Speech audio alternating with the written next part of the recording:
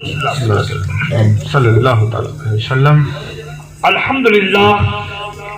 अल्हम्दुलिल्लाह नहमदुहु व नस्तईनुहु व नस्तगफिरुहु व नुमिनु बिही व नतवक्कलु अलैहि व नऊज़ु बिल्लाहि मिन शुरूरि अनफुसिना मिन सय्याति अमालिना मन यहदिहिल्लाहु फला मुदिल्ल लहु व मन युद्लिलहु फला हादिय लहु व नशहदु अल्ला इलाहा इल्लल्लाह व नशहदु अन्ना मुहम्मदन अब्दुहु व रसूलुहु अम्मा बाद फ़अऊज़ु बिल्लाहि मिनश शैतानिर रजीम बिस्मिल्लाहिर रहमानिर रहीम इहदिनस सिरातल मुस्तक़ीम सिरातल लज़ीना अनअमता अलैहिम सदक़ल्लाहुल अलीयुल अज़ीम व बल्लगनाहु रसूलिहिल करीम व नहनु अला ज़ालिका लमिनश शाहिदीन व शाकिरीन वल्हम्दुलिल्लाहि रब्बिल आलमीन।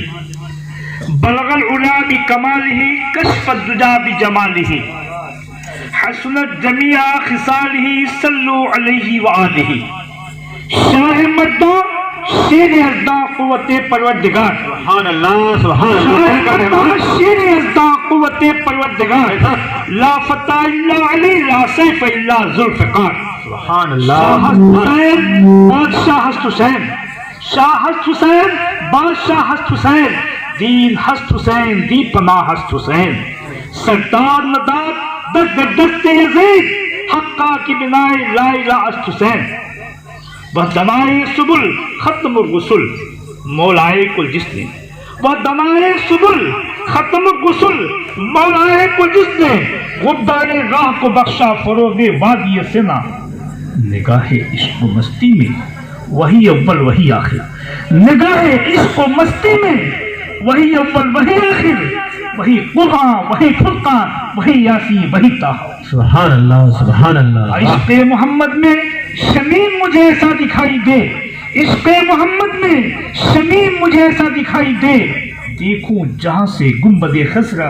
सुभान अल्लाह सुभान अल्लाह। अब गुज़रे जो पुरसराज से ये उम्मत रसूल की ये जो बैठी हुई है इस बज़्म गुलाइया में, माशाअल्लाह माशाअल्लाह, जितने लोग बैठे हैं बज़्म गुलाइया है, बेशक ये बज़्म गुलाइया के बेशक उस्ताद है, दीवाने हैं। तो शायद कहता है कि गुजरे जो पुरसराज से ये उम्मत रसूल की पहने हुए दरूद का सेहरा दिखाई दे। सुभान अल्लाह। पाक पढ़ दीजिए अल्लाहुम्मा सल्ली अला सय्यिदना व सफीना नबीना मुहम्मद व बारिक व सल्लिम व सलातु व सलाम अलैका या हबीबी या रसूलल्लाह। देखिए एक देहाती कहावत है कि आम के पेड़ में आम ही फलेगा, वो कोई राशि क्यों न सही, ठीक है ना, जामुन नहीं फलेगा। और गेहूं का बीज बोएंगे तो जमीन उपजाऊ हो तो बढ़िया गेहूं का दाना होगा, और जमीन कमजोर है तो कमजोर दाना गेहूं में होगा। बेशक जो नहीं होगा तो जो नहीं, सरकार अलम पना मुर्शिदे रहे हकीकत शेखुल मशाइख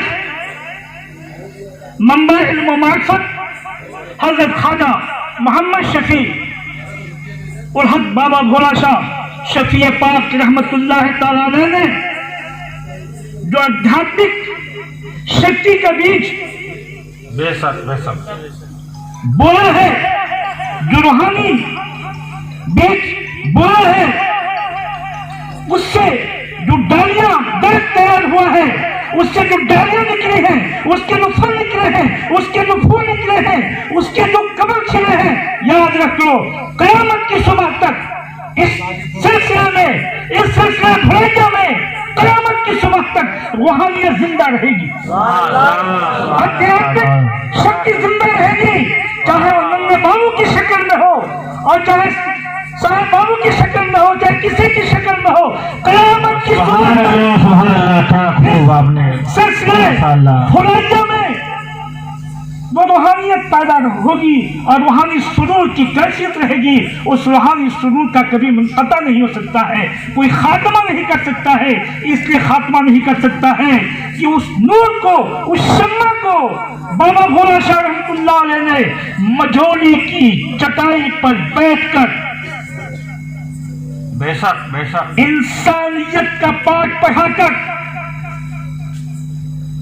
मानवता को आत्मसम्मान देकर एक ही सबक पढ़ाया, चाहे आपकी दरबार में हिंदू आया हो, मुसलमान आया हो, सिख आया हो, ईसाई आया हो, तेली तमोदी, दुसार, पहाड़, ठाकुर, ब्राह्मण, राजा महाराजा, अमीर गरीब, जो भी आपके दरबार में आया है, सबको आपने एक ही पाठ पढ़ाया, एक ही मार्गदर्शन दिया। एक पिता माँ की संतान, एक पिता माँ की संतान, आपस में सब इंसान। बेशक सुभान अल्लाह। आपस में सब इंसान हो, मनुष्य हो, और तुम में कोई बड़ा छोटा नहीं है, कोई जात पात नहीं है। जो इस बज़ में भुलाइया में आ गया है वो सब उसके बंदे हैं, सब उसके बंदे हैं, और सब में उसी का नूर है, सब में उसी का नूर, उसी का नूर है। क्यों? जब उसी का नूर है तो याद रखो, आदम की सब औलाद हैं, तो आदम में उसी का नूर जमाल मोहम्मदी रखा गया। बेशक। और जब तक आदम के पुतले में वो नूर दाखिल न हुआ, तब तक रूह ठहरी नहीं। तो रूह अमरे रब है, अल्लाह की, उस परम पिता परमेश्वर की अमर है, उसकी शक्ति है, और नूर उसकी हकीकत है, नूर उसकी हकीकत है। लेकिन नूर के बाद जब वो दाखिल हुई तो वो नहीं ठहरी, लेकिन जब नूर दाखिल हुई जी तो वो ठहर गई। ये मैं नहीं कहता, खुद नबी आखिरुज़्ज़मा सल्लल्लाहु अलैहि वसल्लम की हदीस पाक है। सरकार फरमाते हैं, अना मिन नूरिल्लाह कुल्लु शैइन मिन नूरी। सरकार फरमाते हैं कि मैं अल्लाह का नूर हूँ। जी जी, मैं सुभान अल्लाह, अल्लाह का नूर हूँ, और सारी कायनात में मेरे ही नूर का ज़हूर है। सुभान अल्लाह, सुभान अल्लाह। सारी कायनात में अब 18,099 मखलूक इस कायनात में है, सैकड़ों जगह में माशाअल्लाह उसकी नूर के कोई और है ही नहीं है, और क़यामत तक कोई और दूसरा नहीं आएगा। जी जी जी, वही हर दौर में था, हर दौर में है, हर दौर में रहेगा। वाह वाह। कोई दौर खाली नहीं है, लेकिन उसको पाने के लिए जो मनु में, आदम में जो नूर रखा गया, अब उसको कैसे हम पाएंगे, उसको हम कैसे देखेंगे? है तो सब में, लेकिन फिर वही कुरान हमें कहता है कि इन्ना शैताना लिल इंसानी अदुउम मुबीन, बेशक इंसान का खुला हुआ जो असल दुश्मन है वह शैतान है। मैं नहीं कहता, कुरान कहता है दुश्मन शैतान है।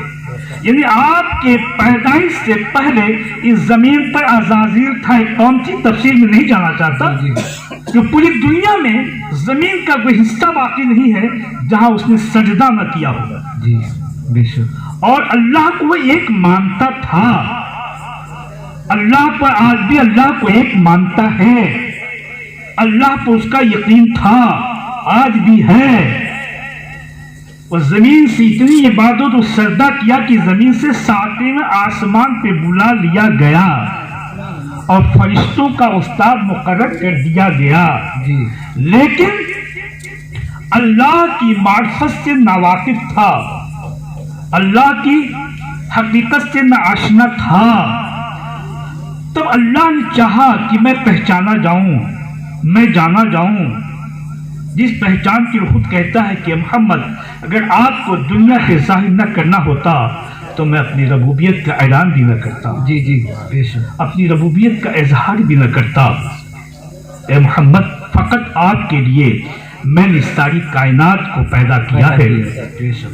तो वह अल्लाह जब अपनी मार्फत को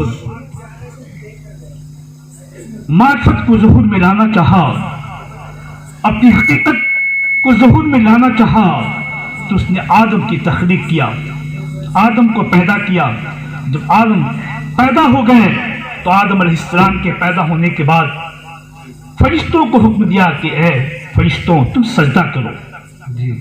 आदम मिट्टी से बनाए गए, आदम आग, मट्टी, पानी, हवा से बनाए गए, और बनाने के बाद आदम में रूह फूंकी गई, नूर दाखिल की गई, और आदम ने जब आदमियत के इजहार किया तो हुक्म रब्बी हुआ कि फरिश्तों सजदा करो। कुरान की बोली में सुनिए, कुरान कहता है वइज़ कुल्ना लिल मलाइकति इसजुदू लिआदमा फसजदू इल्ला इब्लीस अबा वस्तकबरू व काना मिनल काफिरीन।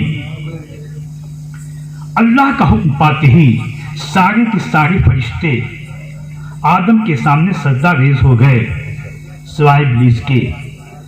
तब अल्लाह ने कहा अबा वस्तकबरू व काना मिनल काफिरीन, ऐ इनकार करने वाले, तू काफिर हो गया। पता चला हम जिसको चाहते हैं काफिर कह देते हैं, नहीं, जब तक हर चीज का कोई इनकार न करे वह काफिर नहीं हो सकता है, चाहे वो कोई भी हो। हम किसी धर्म, मजहब या किसी के मानने वाले को हम काफिर कह के उस पर हम अपनी भावनाओं को न भड़काएं। हम हर इंसान की कदर करना सीखें, क्योंकि हम चिश्ती हैं, साबरी हैं, अमजदी हैं, मुरादी हैं। अल्हम्दुलिल्लाह, जिस खानकाह में बैठे हो ये साबरी मरकबा भी है, ये साबरी मरकबा भी है, और कादरी मरखाना भी है। ये साबरी मरकबा भी है और ये कादरी मरखाना भी है, क्योंकि ये हमारे बाबा ज्ञान शाह, जिन्होंने बाबा भोला शाह की पैगाम को लेकर इस कामापुर की जमीन पर, मानव से की जमीन पर बैठकर जिन्होंने आत्मा और परमात्मा की भेंट को बताया, जिसने ज्ञान को लोगों तक पहुंचाया, जिसने खुद ज्ञान बनकर लोगों को ज्ञान दिया, जिसने आत्म ज्ञान दिया, जिसने आत्म बल दिया, जिसने आत्म शिक्षा दिया, जिसने खुदा की पहचान बताई, जिसने आत्मा और परमात्मा की पहचान बताई, जिसने मोहब्बत का पाठ पढ़ाया, जिसने प्रेम का संदेश दिया, उस बाबा ज्ञान शाह जिन्होंने यहाँ पर बैठकर अमल इंसानियत का देश दिया, वो बाबा ज्ञान शाह सूफी बाबा की अमानत के अमीन भी थे। सुभान अल्लाह, सुभान अल्लाह। सूफी बाबा के अमानत के अमीन भी थे और सूफी बाबा के राज के राजदा भी थे। जी जी जी बेशक बेशक। वाह। सूफी बाबा के राज के राजदा भी थे, और तालीम खाने में ज्ञान शाह बाबा अपने आप को ऐसे गुंडरदन हो चुके थे कि उनकी आजा आजा अल्लाह अल्लाह करती थी, अल्लाह अल्लाह करती थी, और उठते सोते उनकी तन से ये सदा आती थी, हक़्क़ास या गौस, हक़्क़ास या गौस, मेरे दिल मेरी जान दोस्त पाक, हक़्क़ास मेरे दिल मेरी जान गौस पाक। तो गौसे पाक की रूह ने, गौसे पाक की रूह ने सूफी बाबा के वसाल के बाद कहा कि बाबा ज्ञान शाह, ऐ सूफी अब्दुल कादिर, जो तूने मर खाने कादरी से मर पिया है। जी जी बेशक। वाह वाह। मैं खाने कादरी से सूफी बाबा के हाथ से मैं पिया है, उस मैं को जान में बदलने के लिए तू सावरी मैं कदर में मधोनी करेगा, ताकि वहां जाकर तू चिश्ती और सावरी जान पी ले, और चिश्ती और सावरी जान पीकर तू कामापुर की उस पहाड़ की संग्राम वादी को, नारे उस संग्राम पहाड़ी वादी को तू जो है कादरी और चिश्ती मरकबे का सागर बना दे। सुभान अल्लाह। नारे तकबीर, नारे रिसालत, मुर्शिद आज़म, कामा शरीफ, नारे तकबीर, नारे रिसालत। आदम में दाखिल हुई, इब्लीस न पहचान सका, सजदे से इनकार करके काफिर हो गया। जी फरिश्तों ने पहचाना, वो सजदा कर लिया, और जब सजदा कर लिया तो फरिश्ते मकबूल हो गए। सुभान अब वही नूर सब में है, लेकिन सब इसलिए भटक रहे हैं कि कुरान कहता है जब तुम्हारा दुश्मन वही शैतान है। जी, जी, जब जी। नस्ल आदम चले तो उसी शैतान ही हमको बहकाता है, वही शैतान बाप को बेटे से लगा देता है। अब बेटे को बाप से, भाई को भाई से, बीवी को शौहर से, शौहर को बीवी से, पड़ोसी को पड़ोसी से, मजहब और धर्म के नाम पर एक धर्म को एक धर्म से, जाति और पार्टी के नाम पर जात और पात से लड़ाकर इंसानियत को तबाह कर रहा है, मानवता को तबाह कर रहा है। इसलिए हमको उस शैतान से लड़ने के लिए दुनिया में कोई मंत्र नहीं है, एक ही मंत्र है।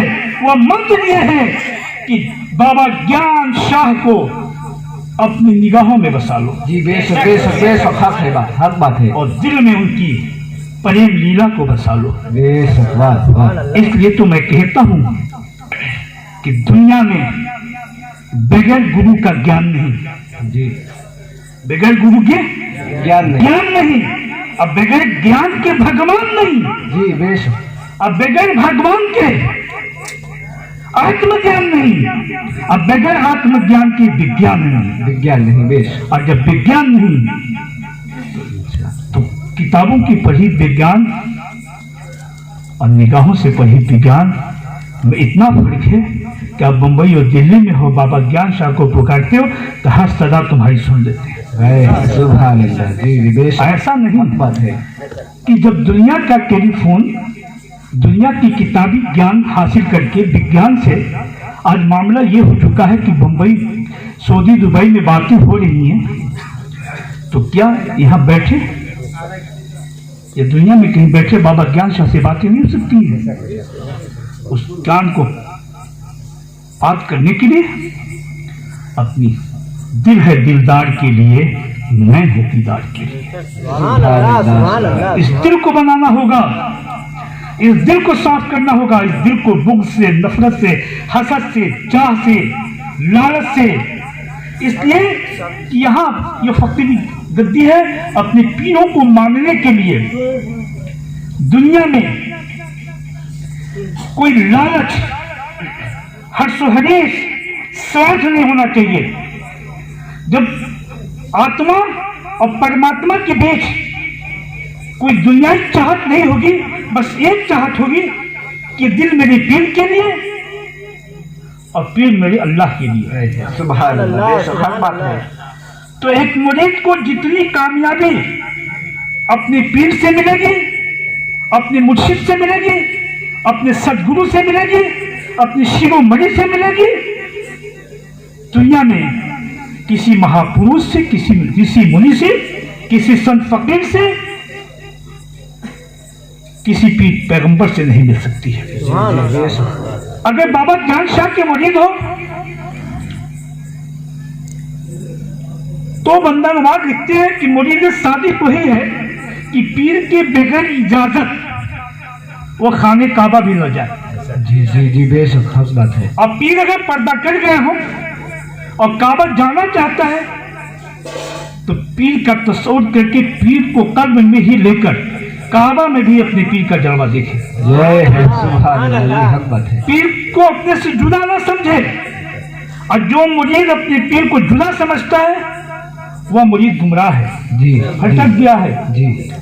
आइए तलशीर में कहकर अपनी बात करके मैं भी आपका ज्यादा वक्त नहीं लूं, क्योंकि मेरी भी तबीयत खराब चल रही है। मैं आजकल तकलीफ बहुत कम कर रहा हूँ क्योंकि शुगर बीपी मेरा हाई रह रहा है, इसलिए मैं बहुत वक्त नहीं लूंगा। खाना भी आपका ठंडा हो रहा है। एक बार दुरूद पाक पढ़ कीजिए, अल्लाहुम्मा सल्ली अला सय्यिदना मौलाना मुहम्मद बारिक वसल्लम सल्लल्लाहु अलैहि वसल्लम। या बाबा ज्ञान शाह, तेरे नक्शे पाक के बोसे तेरे नाम का वजीफा।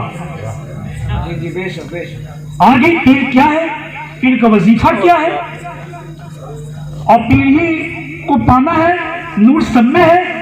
जो पा लिया वो वली बना, पीर फकीर बना, और जिसने अपने में नहीं पाया वह तलाश में है। और इसको पाने के लिए बहुत लोगों ने तपस्याएं की हैं।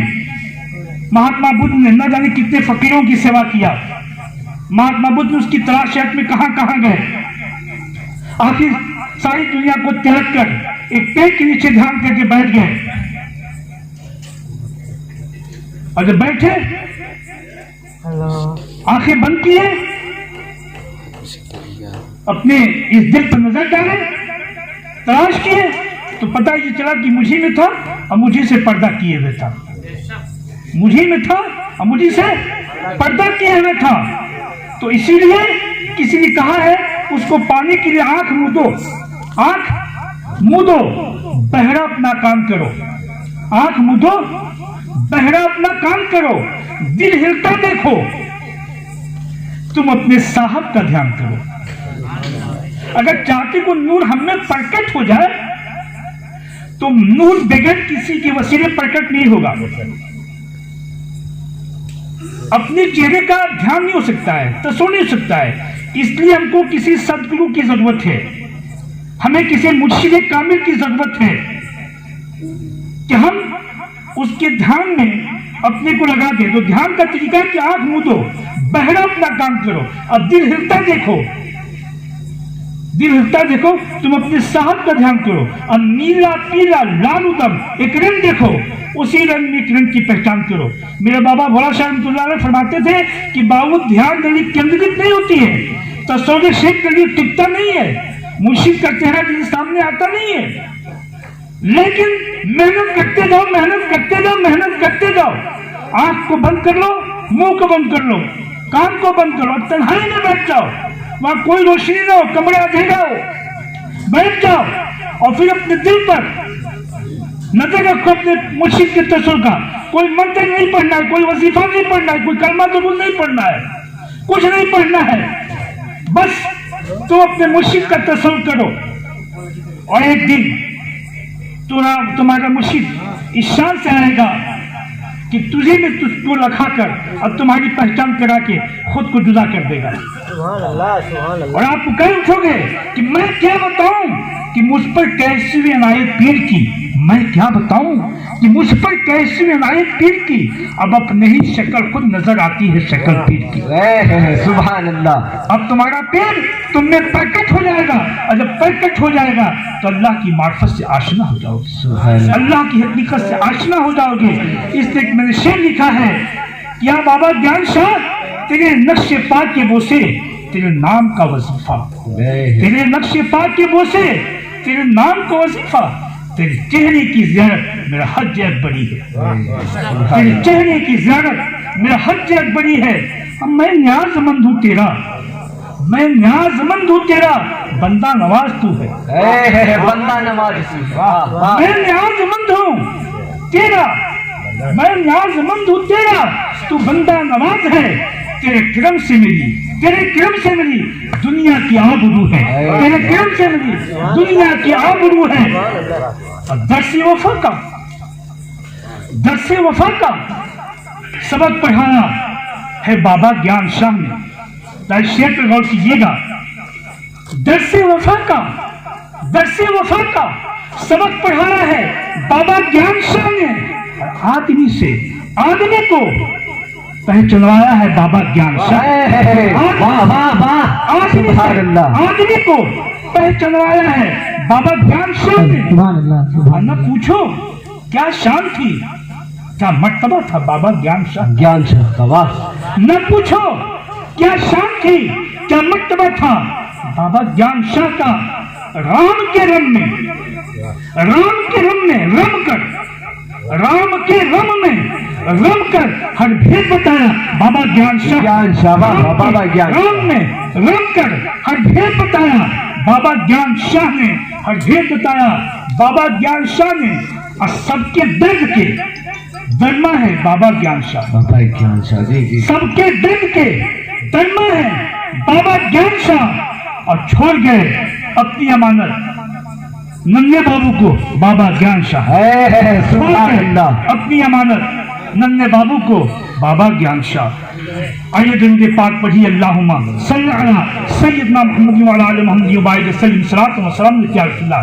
तो आप इस बात का आखिरी बात है, मैं बहुत तफसीली गुफ्तगू न करते हुए, मैं आपके मिजाज और बेदारी को देखते हुए, माहौल को देखते हुए, मैं ज्यादा वक्त न लेकर एक बार मैं आपसे यही कहूंगा कि एक बार मोहब्बत से दरूद पाक जिसको याद हो वह दरूद पाक पढ़ दे, और जिसको दरूद पाक याद ना हो एक बार जरा सा बुलंद आवाज से अपनी पीर का तस्वुर करके अपने बाबा का ध्यान करके एक बार नारा हमारे साथ बुलंद कर दीजिए कि मुर्शिद आजम दोनों हाथ उठाकर, ताकि मुझे लगे कि आप बेदार हो, सुनने के लिए आए हो, कुछ जानने के लिए आए। दो चीजें हैं किसी फकीर के दरबार में, किसी वली के दरबार में, दो चीजें के लिए जाया जाता है। एक, उस बारगाह से कुछ आध्यात्मिक शक्ति अपने अंदर हासिल करें, कुछ ऊर्जा पैदा हो, और दूसरी इस यकीन के साथ कि बड़ी से बड़ी मुश्किल, परेशानी, आफत, बड़ा रोग, बीमारी अगर किसी चीज से ना खत्म होती हो तो इमाम गजाली दो काम बताया है कि दो काम करने से मुश्किलें, परेशानियां, बीमारियां, रोजी रोटी, कारोबार तरक्की हो जाती है।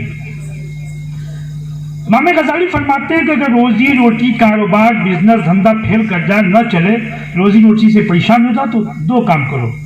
एक काम ये करो कि तुम अपने पीर मुर्शिद का पैर और हाथ चूमो, कदम बोसी करो और दस्त बोसी करो, लेकिन खाली हाथ नहीं, कुछ हदिया और नजराना पेश करके। अब कहोगे कि पैसे के लिए हम बाबा के पास जाएंगे, बाबा धन दें, और धन आने से कहां से धन आप दे बाबा के? नहीं मियाँ, सुनो, इमाम गजाली कहते कुछ पेश करो, लेने के लिए कुछ देना पड़ेगा, पाने के लिए कुछ खोना पड़ेगा। दो, और नहीं तुम्हारे पास अगर कुछ है तो दो हरी पत्ती या दो फूल ही सही उनके कदमों में रख के कदम बोसी कर दिया। और यही 10 मुझको मेरे पीर मुर्शिद सरकार आलम पनाह बाबा भोला शाह रहमतुल्लाह अलैह ने दिया था कि बाबू किसी फकीर से, किसी पीर से, चाहे किसी सिलसिले का हो, कभी मुलाकात करना तो खाली हाथ पर मिलना, कुछ न सही, एक शीशी इतर ही सही, कुछ नजर सही, न कुछ इतर, न रुपया पैसा हो तो फूल ही सही, उनको नजर पेश करके मुलाकात करना। मुझे पाबंदी नहीं है, आपने फरमाया कि आजाद हो किसी भी बुजुर्ग से, और आप अपने पीर को छोड़िए मत, अब किसी पीर को छेड़िए मत, अपने पीर को मजबूती से पकड़ के इस यकीन के साथ आप किसी बुजुर्ग से मिल सकते हो, लेकिन इस यकीन के साथ कि मेरे पीर से बड़ा दुनिया में कोई पीर नहीं है। अगर आपने नन्हे बाबू के हाथ पर बैठ किया है, कलमा पढ़ा है, तो आपको इस बात का यकीन रखना होगा कि नन्हे बाबू से बड़ा दुनिया में कोई पीर नहीं है, कोई गौस नहीं है, कोई कुतुब नहीं है, कोई अब्दाल नहीं है। सबसे बड़े हमारे पीर नन्हे बाबू हैं। वो हमारे गुरु महाराज हैं। हमको जो कुछ मिल रहा है, ना बाबा ज्ञान शाह देंगे, ना बाबा भोला शाह देंगे कब? जब नन्हे बाबू का दिल खुश होगा। हमको बाबा भोला शाह से लेना है, ज्ञान शाह बाबा से लेना है, मुराद शाह बाबा से लेना है, हमको कुतुब अली बलासी से लेना है, साबिर अली बलासी से लेना है, अमजद शिवानी से लेना है, शेर शाह शिवानी से लेना है। ये हमारे सिलसिले की बुजुर्ग है, वो अल्लाह वाले हैं। बनारस की तारीख गवाह है, आज भी रोज़े रिमनी का पेड़ गवाह है कि कुतुब अली बलासी रहमतुल्लाह तआला जिनकी वलायत के डंका सिर्फ और सिर्फ बनारस में ही नहीं, आज भी दारा शादमन इलाहाबाद की खानका गवाह है, आज भी रुदौली शरीफ की खानका गवाह है, आज भी अमेर शरीफ की जमीन गवाह है कि आपका इस्तकबाल मदीना शरीफ में हुआ है। आप सरकार वारिस पाक के साथ आपने हज बैतुल्लाह किया है। आप सरकार वारिस पाक वारिसिया सिलसिला पूरी दुनिया में जारी है। वारिस पाक ने भी कुतुब अली बलासी का एहतराम किया है, इज्जत किया है। और आप भी रुदौली जाओ, अजमेर जाओ, आज भी आपकी चिल्लगा है और आप जो हुजूर आज भी आबाद है। आज भी आबाद है कुतुब अली बलासी। वो मतलब आप उस सिलसिले के मुरीद हो, उस मकाम पे हो। क्या आपको नन्हे बाबू से जो भी मिलना होगा वो आपकी पीर देंगे, लेकिन नन्हे बाबू का दिल जीतना होगा। नन्हे बाबू से के दिल से अपने दिल का रिश्ता मजबूत करना होगा, दिल साफ रखना होगा, और अपनी पीर का साहिब बाकी उठते बैठते सोते जागते आपको ख्याल करना होगा कि हम अपने पीर से उम्दा कपड़ा तो नहीं पहने, पीर से उम्दा खाना तो नहीं खाए, पीर की अपनी खानका के पैर तो करके नहीं सो रहे हैं, पीर की कहीं हड्डी तो नहीं हो। अगर पीर खड़े हैं तो हर मुरीद को बादब खड़ा हो जाना चाहिए, बेशक बैठे नहीं रहना चाहिए। पीर के सामने कभी इस सर झुका के बैठना चाहिए, आंखों में आंखें डाल के बातें नहीं करनी चाहिए। पीर अगर आवाज दे तो बादब या शेख या अली कह के कदम बोसी करना चाहिए, अपने सर न्याज को पेश करके दस बस्ता अपने पीर से कोई बात करनी चाहिए। अपनी पीर के दाएं बाएं बैठने की कोशिश नहीं करना चाहिए जब तक पीर अपने बाजू में खुद न बैठाए, नहीं बैठना चाहिए। क्यों?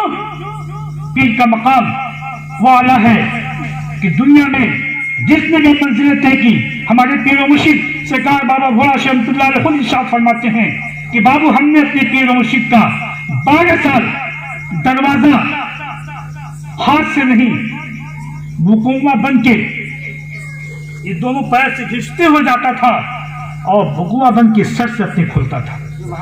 12 साल अपने पीर मुर्शिद का। जी जी और फरमाते थे कि मेरे पीर मुर्शिद ने मुझसे बहुत सारे इम्तहानात लिए, बहुत सारे इम्तहान लिए। अपने में पीर मुर्शिद की जिंदगी का एक अनमोल वाकया शायद आपने न सुना हो, इसलिए कि ये हमारी खानपाह भुलैया है। मेरे पीर मुर्शिद की ये निशानी है, मेरे पीर मुर्शिद की अमानत यहाँ तक पहुंची है, मेरे पीर मुर्शिद की रूहानियत यहाँ तक पहुंची है। और सरकार बाबा ज्ञान शाह रहमतुल्लाह अलैह ने मेरे पीर मुर्शिद का यहाँ झंडा बुलंद किया है, अलग बुलंद किया है। लोगों के दिलों में बाबा भोला शाह की मोहब्बत की अलग जगाई है। बाबा भोला शाह रहमतुल्लाह अलैह की आध्यात्मिक शक्ति से लोगों के दिलों को रोशन किया है। इसलिए मैं बताना चाहता हूँ बाबा भोला शाह कोई ऐसे वैसे पीर नहीं थे, यूँ समझ लो कि सदी के इस दौर के वो फकीर थे कि मैंने बगस्ता एक दफा बाबा सरकार से कहा कि हुजूर मैं पूरा हिंदुस्तान घूम रहा हूँ, हिंदुस्तान की हर छोटी बड़ी खानकाहों में जाता हूँ, हर छोटे बड़े खानकाहों में उनके पीरों से मुलाकात करता हूँ, सज्जादगान से मुलाकात करता हूँ, मैं बड़ी बड़ी खानकाहों में तकरीरें करता हूँ, हजारों लाखों के मजमे में खड़ा होता हूँ, बड़े बड़े उलमा से मुलाकात पीरों से होती है। लेकिन बाबा जो शहाना अंदाज फकीरी की मैंने आप में पाई वह हिंदुस्तान में किसी फकीर में नहीं, जी जी बेशक सुभान अल्लाह, फकीर में नहीं पाई।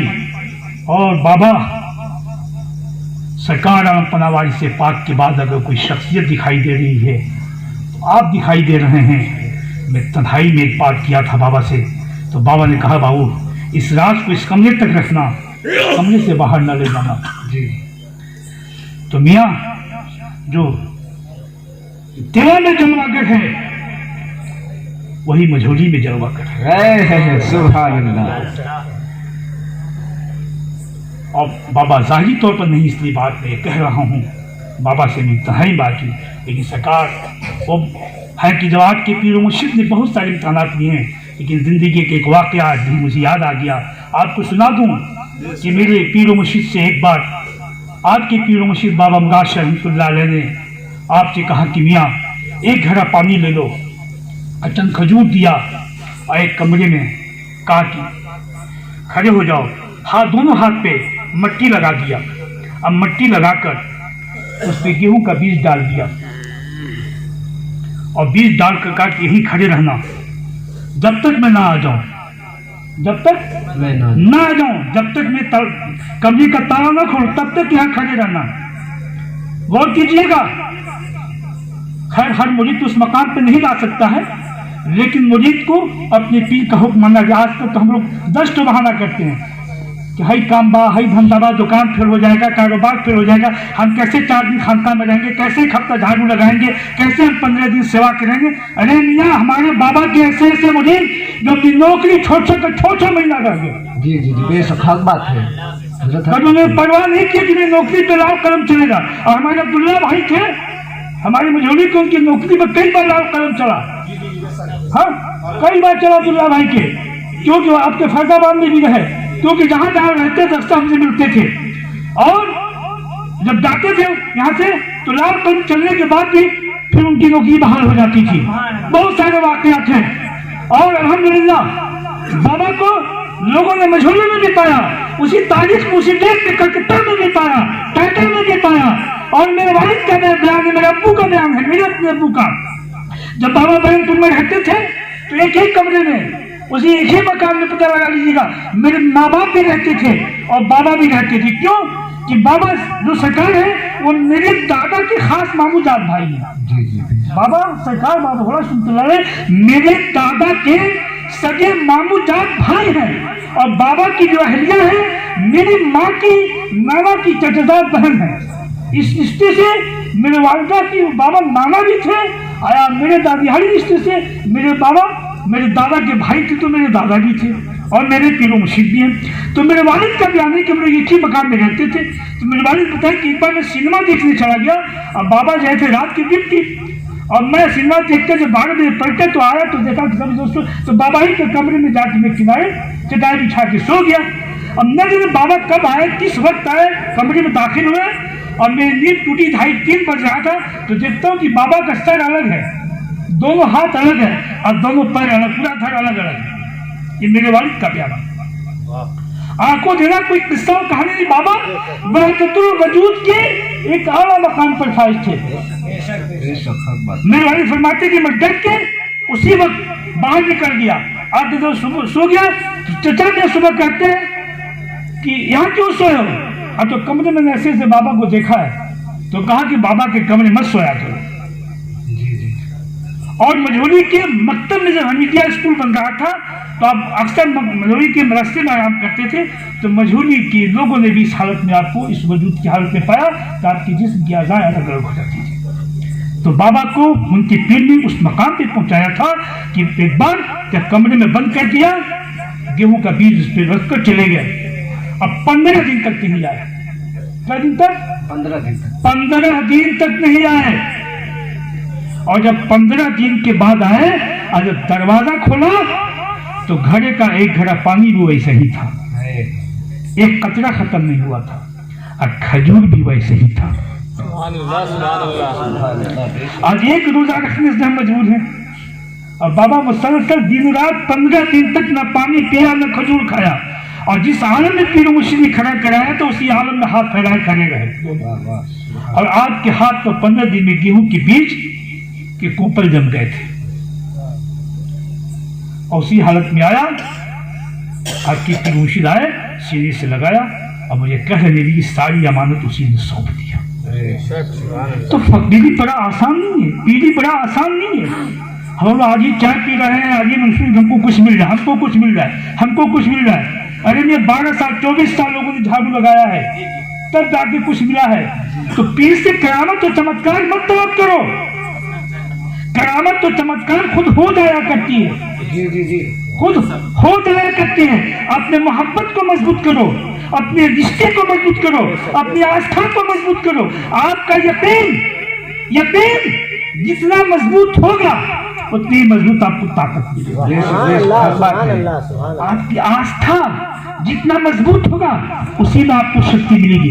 आपको पीर जो सबक दे दे उस सबक को पढ़िए, पीर जो लिबास दे दे उस लिबास पे साबित कदम दिए। मैंने कुरान मुकद्दस की एक आयत पढ़ी थी, उसी आयत की कलिमा पर अपनी बात खत्म करना चाहता हूँ। एक बार जरूर पाक पढ़ दीजिए, अल्लाहुम्मा सल्ली अला सय्यदना मौलाना मुहम्मद वाहिद सल्लल्लाहु अलैहि वसल्लम इहदिनस सिरातल मुस्तकीम सिरातल लज़ीना अनअमता अलैहिम। ये कुरान कहता है कि चला हमें सीधे रास्ते पर, सिरातल लज़ीना अनअमता अलैहिम, उस रास्ते पर जिस पर तेरा इनाम है। रास्ता कहते हैं मार्गदर्शन को, मार्ग को, चलने को। तो आप सत्य की मार्गदर्शन मार्ग पर कैसे चलेंगे? तो कुरान कहता है कि सिरातल यानी जिस पर अल्लाह का, उस ईश्वर का जिस पर इनाम है उसके तरफ से, तो उसी रास्ते पर चलिए।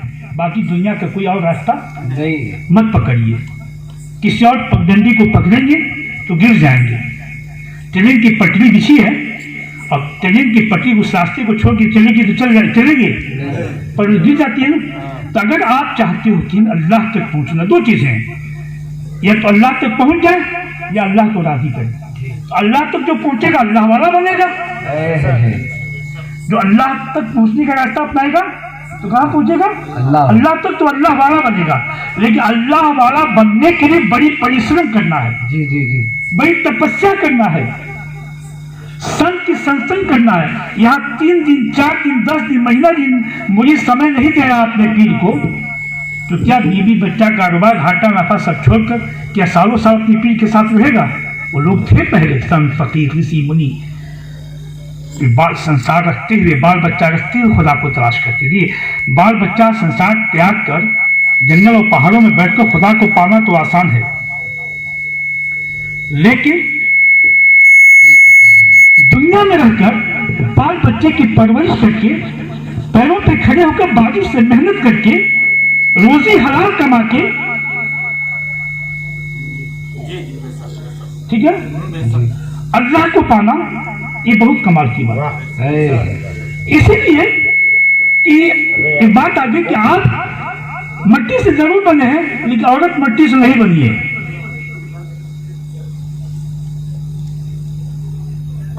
क्योंकि उस माँ बहने उन पर भी 2 नुक्ता बोल दो, औरत मट्टी से नहीं बनी है। हाँ साहब, आप कह नहीं सकते कि औरत मट्टी से बनी है। आदम मट्टी से बने हैं,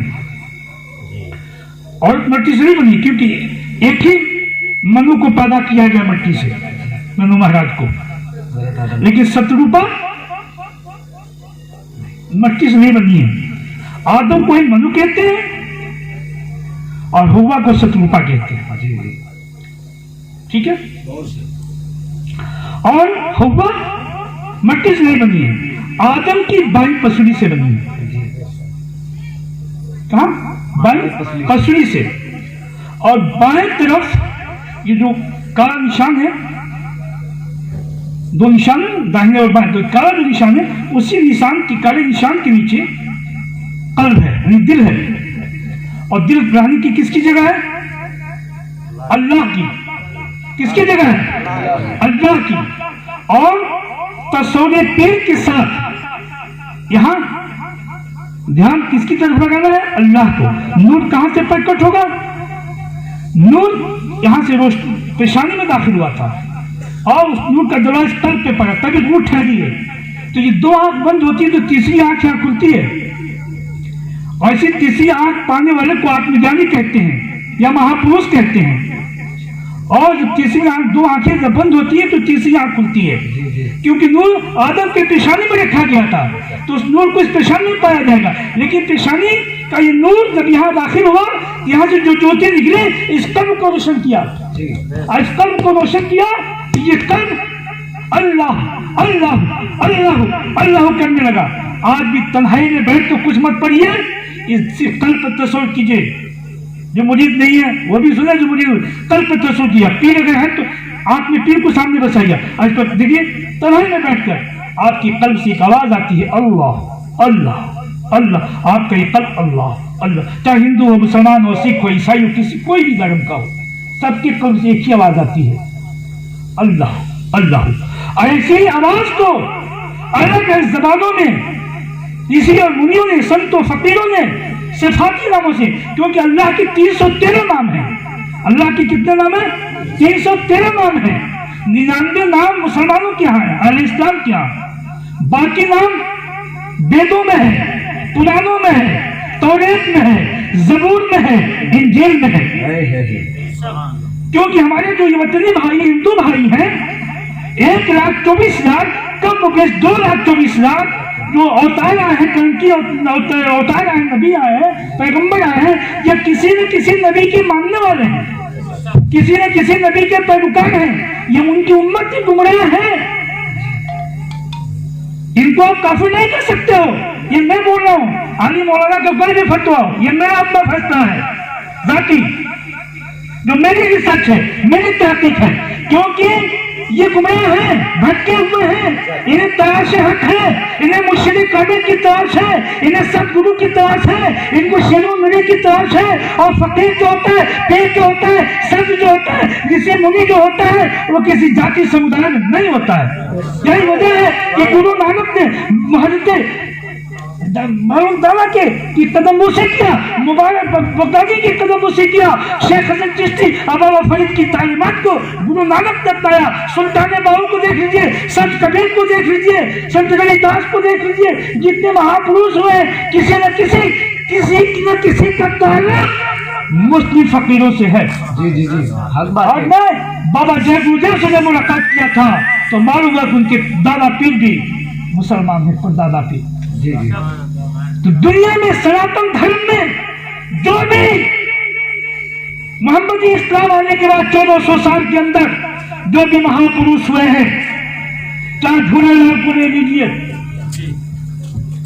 जितने भी हुए हैं, सब ने किसी न किसी मुस्लिम फकीर की कदमबोसी किया है और उससे आध्यात्मिक शक्ति से अपने इस कल्ब को रोशन किया है। तो आप चाहते हो तीसरी आंख खुले, जितना आसान नहीं है, इसके लिए बड़ी मेहनत करनी होगी, तपस्या करनी होगी। यहीं पर जो कल्ब है अल्लाह की रहने की जगह, और नूर अल्लाह का, रूह का ताल्लुक अल्लाह से है और नूर का भी ताल्लुक अल्लाह से है। नूर उसकी रोशनी का नाम है, आत्मा उसके अमल का नाम है, और रूह आत्मा दोनों जब एक मिली है तब इंसान का रूप चलता फिरता नजर आ रहा है। और जब ये रूह निकल जाएगी, जुदा हो जाएगी, हिंदू हो, मुसलमान हो, सिख हो, ईसाई हो, सब ये कहेंगे कि ये बाटी है, ये मुर्दा है। अब न कोई किसी को हरे राम कह के बुलाएगा, न कोई शमसुद्दीन कह के बुलाएगा, न कमालुद्दीन, नाम खत्म। अब क्या हो जाता है? बोलो भैया बोलो, आखिरी बात हम आपको बोलो, गद्दार है। अब क्या कहते हैं? बाटे हैं। अरे जल्दी करो, देर मत करो, जल्दी न चलो दफनाओ, जल्दी न चलो जलाओ, जिसका जो भी अपना अकीदा है।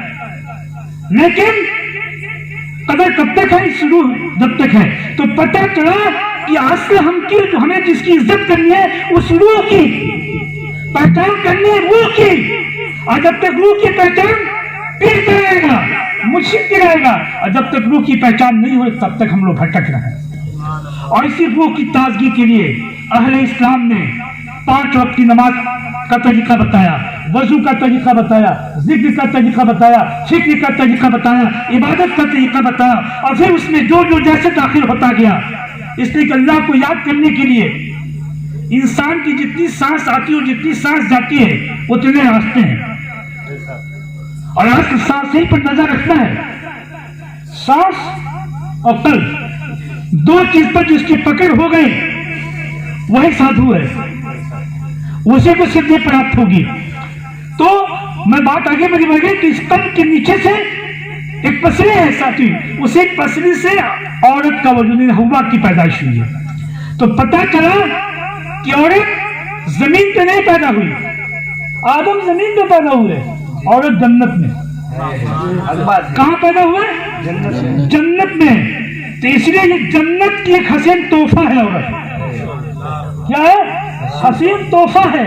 इसलिए मेरे आका हजरत मोहम्मद सल्लल्लाहु अलैहि वसल्लम ने इरशाद फरमाया है कि औरत का 3 रूप है। आप भी याद करो, इस खानकाह से जाओगे तो बाबा की दुआ, शक्ति, अपना मुराद सब पूरा करते हुए हमारा एक तोहफा जरूर लेके जाओ। इस तोहफे को हर नौजवान, हर मर्द, बूढ़ा और बच्चा इस तोहफे को सुन ले, और इस पर आज से ये कोशिश करेगा कि हम अमल करेंगे इंशाअल्लाह। हाँ, बाकी तो खुदा की तलाश में सब भटक रहे हैं। किसी शायर ने लिखा कि 1000 दैर हरम में ढूंढा पर कहीं तेरा पता न पाया, 1000 दैर हरम में ढूंढा पर कहीं तेरा पता न पाया, मिटाया वहमो गुमा को, देखा यार मुझ में मैं यार में। अल्लाह को तलाशने के बहुत लोग निकले, लेकिन बहुत कम ही लोग पाए हैं। और उसको पाने के लिए आपको मंदिर और मस्जिद से बाहर निकलना होगा। वो मंदिर और मस्जिद में बेरजमान नहीं बैठा है, ये मंदिर और मस्जिद समझने और समझाने का एक जरिया है। उसको पाने के लिए वो मुझे नहीं बताएगा, जो जहां से मुरीद है, मैं नहीं बताऊंगा। अरे तो तन्हाई में बैठे हो तो बताऊंगा, लेकिन मुझे नहीं बताएगा जो जहां से मुरीद है। तो मैं कह रही थी कि औरत जन्नत का एक हसीन तोहफा है। मेरे आका फरमाते हैं कि औरत का 3 रूप है। पहला रूप बेटी बहन का, गौर कीजिएगा, लिख लीजिए। दूसरा रूप बीबी का, तीसरे रूप माँ का। मेरे आका सल्लल्लाहु अलैहि वसल्लम फरमाते हैं कि बेटे के रूप में वह तुम्हारे लिए रहमत है। बुलंद आवाज से बोलिए सुभान अल्लाह। हम जाने कि आप हमारी बात समझ रहे हैं। आखिरी बात है, सलाम पढ़ने वाला हूँ, आखिरी तोहफा देकर सलाम पढ़ने वाला हूँ। ये तोहफा देकर जाओ सलाम पढ़ने के लिए, ये लेके जाओगे। ये साहिब तकलीफ का एक ही निचोड़ है मेरा, इसको लेके जाओगे। मेरे आका फरमाते हैं, बोलते रहो बेटी क्या है? रहमत है। बेटी बहन के रूप में क्या है? रहमत। किसके लिए? माँ बाप के लिए, भाई के लिए, घर वालों के लिए, खानदान वालों के लिए, रिश्तेदारों के लिए। बेटी बहन के रूप में क्या है? रहमत। और फिर कह दो लक्ष्मी है। बोलो, अरे बोलो तो। इसकी कदर करो, इसकी इज्जत करो, इससे मोहब्बत करो, प्यार दो। मेरा आका सल्लल्लाहु अलैहि वसल्लम इरशाद फरमाते हैं कि बेटियों के चेहरे पे कभी मत हाथ उठाओ। जी जी, हक बात है। बेटियों के सर का बाल मत नोचो, बेटियों को तकलीफ मत दो, बेटियों के आंसू गिरने मत दो, बेटियों को सीने से लगाए रखो, बेटियों को अच्छी तालीम दो, उनको अच्छी ज्ञान दो, उनको शिक्षित बनाओ, उनको आला तालीम दो। मेरे आका फरमाते हैं कि जिन लोगों ने 3 बेटियों को पैदा करके 3 बेटियों की परवरिश कर दिया, अब परवरिश करके उन तीनों बेटियों को जवान होने के बाद शादी कर दिया किसी नेक मर्द के साथ, तो उसके माँ बाप जन्नती है। एक सहाबी आगे बढ़े, या रसूल अल्लाह, जिनके पास 3 बेटी न हो, 2 ही बेटी हो, तो आपने फरमाया कि 2 बेटियों की भी परवरिश करके शादी कर दी, उसके माँ बाप भी जन्नती हैं। जी जी, हक है। एक सहाबी आगे बढ़े, या रसूल अल्लाह, जिसके पास 2 बेटी न हो, एक ही बेटी को पाला हो, कहाँ है एक बेटी को भी अच्छी शिक्षा देकर, अच्छी तालीम और तरबियत देके, मेरी शरीयत और सुन्नत के मुताबिक पाल कर किसी मर्द सालिस से शादी कर दिया, उसकी माँ बाप भी जन्नती है, बच्चियां बख्शवाएंगी। एक साहबी आगे वही रसूलुल्लाह, जिनके पास एक भी बेटी न हो, कहा वो अगर मुझसे मोहब्बत करे, जी जी, सुभान अल्लाह, मेरी सुन्नतों पे अमल करे, उसके लिए मेरी शिफात काफी है। कह दो सुभान अल्लाह। पता चला कि बेटी के बाप हो तो बेटी की कदर करना सीखो। सिर्फ बेटी पढ़ाओ बेटी बचाओ नहीं, बेटी का सम्मान दो, सम्मान दो, और बेटी का अधिकार दो, अधिकार दो। ये मेरे माना है कि बेटी को सम्मान दो, सम्मान दो, और बेटी को अधिकार दो, अधिकार दो। क्योंकि मेरे आका ने फरमाया है कि तुम्हारी सारी प्रॉपर्टी में 1/4 हिस्सा तुम्हारी बेटी का अधिकार है। हक बात है। कौन देता है बेटी का अधिकार? बेटी का अधिकार तो हम तो शादी करके दहेज दे के समझते हैं जिम्मेदारी खत्म, जिम्मेदारी खत्म। अरे दहेज मांगना, दहेज देना कोई मसला नहीं है, उसका अधिकार देना मसला है। जी जी, अधिकार दो, माँ बाप की प्रॉपर्टी में बेटी को अधिकार दो, सम्मान दो। मेरा आका फरमाते हैं कि बेटियों की इज्जत करो, उन्हें मारो नहीं, तमाचे न दो, ऐसी तालीम और किरदार दे दो, ऐसी संस्कार संस्कृति दे दो कि बेटियां कभी गलत रास्ते पर न चले, गलत कदम न उठाए, खानदान का नाम न में मान सम्मान के साथ खानदान का नाम रोशन करें। नंबर 1, मेरे आका फरमाते हैं कि यही बेटियां जब तुम्हें बीवी के रूप में मिले, जी जी, बीवी के रूप में मिले तो तुम्हारे लिए 22 से बरकत है। क्या है? 22 से बरकत है। अब चाहे रिक्शा चलाने वाले की बेटी हो या पायलट उड़ाने वाले की बेटी हो, बेटी बेटी है। जी जी, उसको ससुराल में कुछ नहीं चाहिए, लाखों की हवेली और दौलत हो कुछ नहीं चाहिए, सिर्फ उसे पति का प्यार चाहिए। उसे क्या चाहिए? पति का प्यार चाहिए। मेरे आका फरमाते हैं कि मर्दों, तुम अपनी औरतों की कदर करो, इज्जत करो, अल्लाह की बरकत है, बरकत की निशानी है।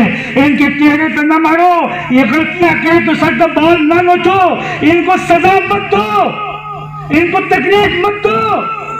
यहां तक कि फर्ज चीज नमाज अगर छोड़ देती हैं तभी तुम उन्हें मारो नहीं, उन्हें मोहब्बत से, करीने से, क्योंकि प्यार की भूखी है, मोहब्बत की भूखी है, उसे अच्छे संस्कार दो, अच्छी तरबियत दो, अच्छी तालीम दो, और उन्हें बताओ कि माँ की कदर क्या है, बाप की कदर क्या है, अल्लाह क्या है, रसूल क्या है, दीन क्या है, धर्म क्या है। संस्कार अच्छी सांचे में ढालो।